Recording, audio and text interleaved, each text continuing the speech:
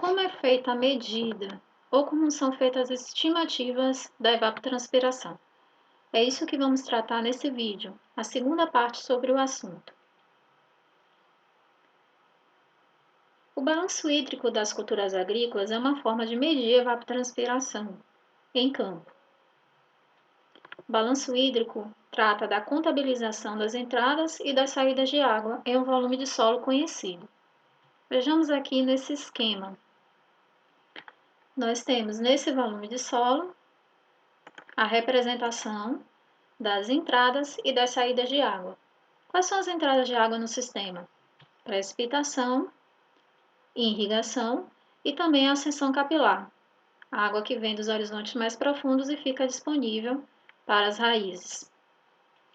Já como saída de água, nós temos o escoamento superficial, que se a área for plana pode ser ignorado, a percolação profunda e a evaporação e a transpiração, ou seja, a evapotranspiração.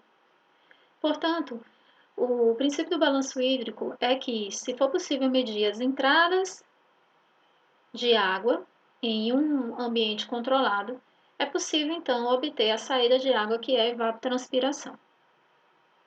O balanço hídrico pode ser aplicado nos misímetros, que são essas caixas de volume conhecido e controlado, onde a cultura é plantada e onde é possível, então, obter esses itens do balanço hídrico e determinar, medir a evapotranspiração. Os misímetros de pesagem, eles são constituídos da seguinte forma: é feita uma trincheira na área, retirado todo o solo, e colocadas células de carga, que são sensores capazes de medir a variação de peso.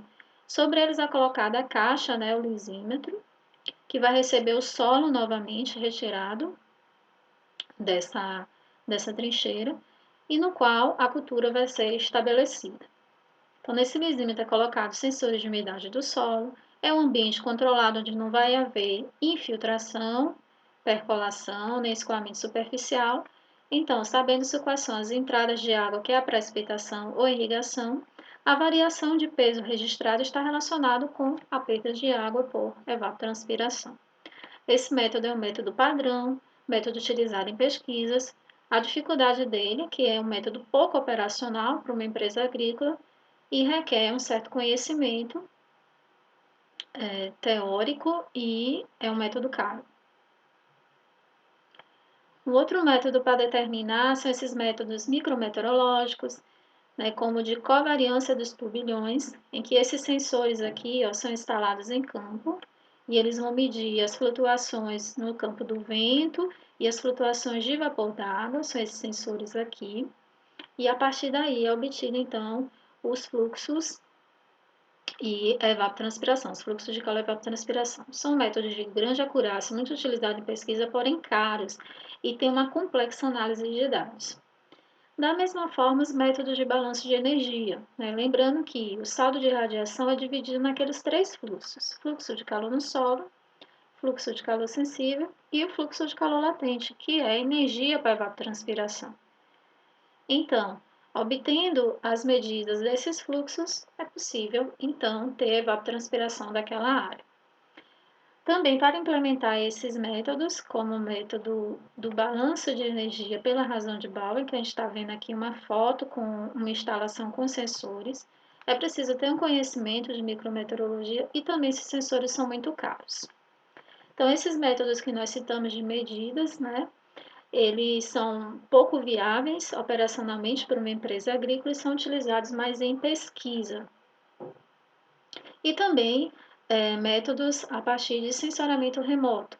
Então, com as imagens obtidas da vegetação, da temperatura da superfície, albedo, índice de vegetação, entre outros, é possível entrar em modelos, algoritmos, para se determinar a evapotranspiração de toda aquela superfície. Então, como está mostrando aqui esse mapa, com a evapotranspiração total gerada entre julho e outubro para uma área produtora e vendo toda a variação da evapotranspiração. Entretanto, são métodos que precisam de uma complexa também análise de dados, processamento de muitos dados. Operacionalmente, até o momento, também não é viável. Então, o que é que muito se faz? Estimativas a partir de equações. Então, mais comum no manejo para irrigação é a estimativa da evapotranspiração de referência ou da ETP, que é para a cultura de referência grama, e a partir dela multiplicando-se pelo Kc daquela cultura, o Kc específico para aquela fase fenológica, obtém-se a evapotranspiração, então, da cultura. Então, vamos ver quais são esses métodos. Primeiro, o método do tanque classe A, que a partir da medida do tanque classe A é possível obter-se a evapotranspiração de referência a ET0, com essa relação simples. Então, ET0 é igual a coeficiente do tanque, que é esse Kp, coeficiente do tanque classe A, vezes a evaporação medida no tanque classe A. O Kp é um coeficiente que é obtido a partir das medidas de velocidade do vento e umidade do ar ali ao entorno do tanque e também a partir das características da bordadura desse tanque, que essa bordadura está relacionada com o local de instalação do tanque. Então, o tanque pode estar instalado numa área gramada, como a gente vê aqui, ó, ou numa área de solo seco. E é necessário saber o tamanho dessa bordadura, né, dessa área, para obter-se também o coeficiente. Então, esse coeficiente é obtido a partir dessa equação, em que é necessário, como eu já disse, o valor da velocidade do vento, aqui em quilômetros por dia. É preciso saber se o tanque está em área de grama ou em área de solo nu, o tamanho da bordadura e a velocidade média, ou a umidade relativa média, desculpem, para aquele dia. Então, com esses dados, cruza essas informações e obtém, entre esses valores aqui, o coeficiente do tanque para as condições daquele dia. Agora vamos apresentar algumas equações para a medida da evapotranspiração. Existem inúmeras. E vou trazer os dois métodos aqui mais conhecidos. Primeiro, o método de Thornton-Waite, que é um método antigo e até hoje utilizado para fazer balanço hídrico climatológico, por exemplo, que é um método que dá evapotranspiração mensal. E ele é interessante porque usa apenas a temperatura do ar como variável para tal. A equação Thornton-Waite é bem simples, é essa equação aqui. 10 vezes a temperatura média do mês em graus Celsius dividido pelo índice de calor elevado ao coeficiente A, tudo isso multiplicado por 16. Tá? Então, a evapotranspiração potencial em milímetros por mês é o total do mês. Esse índice de calor é um somatório do mês 1 ao mês 12, de janeiro até dezembro, desse termo aqui, 0,2 vezes a temperatura média do mês 1 até a temperatura média do mês 12, elevada a 1,514. Então, esse índice de calor ele dá uma ideia da energia disponível para evapotranspiração naquela região. E o coeficiente A, por sua vez, ele é dado por essa equação aqui, em que a variável é o índice de calor. Então, o método Thornton-Waite é um método simples, bom, né? Apesar de que o problema dele é que ele dá o valor da evapotranspiração mensal, o valor, o somatório do mês.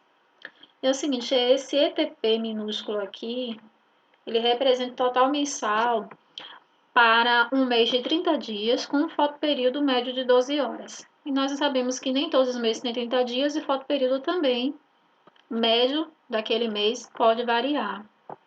Então, para se obter a evapotranspiração mesmo, é necessário multiplicar por esse fator de correção. Então, ETP potencial é igual àquela ET vezes a correção. E a correção ela é dada por essa equação simples, em que ND é o número de dia do mês, dividido por 30, e N é o fotoperíodo médio naquele mês, dividido por 12. Então, para cada mês é feita a correção e obtém-se a evapotranspiração mensal para aquelas condições.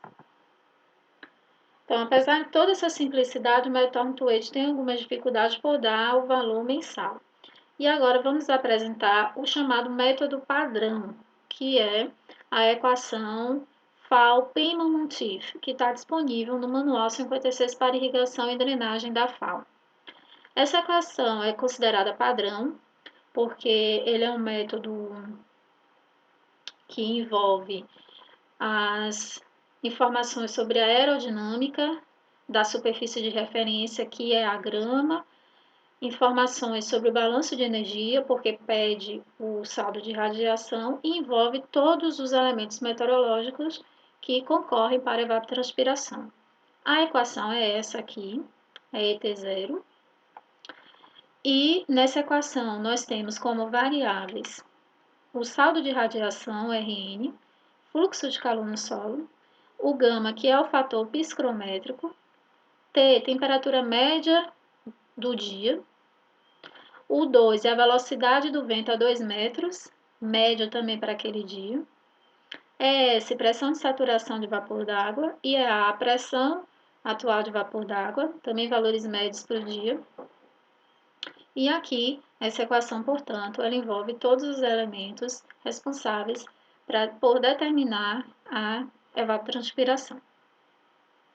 E também aqui temos nessa equação a inclinação da curva de pressão d'água. Esses dois elementos são determinados a partir dessas funções.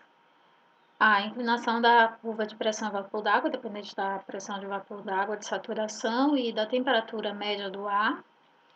E o fator psicométrico é função da pressão atmosférica. Bom, a pressão de saturação e a pressão atmosférica entram em quilopascal e a temperatura média do ar, nessa equação, ela é dada pela média entre a máxima e a mínima temperatura do ar registrada naquele dia. Então, essa equação é um método padrão, a equação FAO-Payment-Montif, a partir da qual é possível estimar a evapotranspiração de referência em escala diária, com a qual, multiplicando pelo coeficiente de cultivo daquela respectiva cultura, pode-se então obter a evapotranspiração daquela cultura e aplicá-la no manejo da irrigação.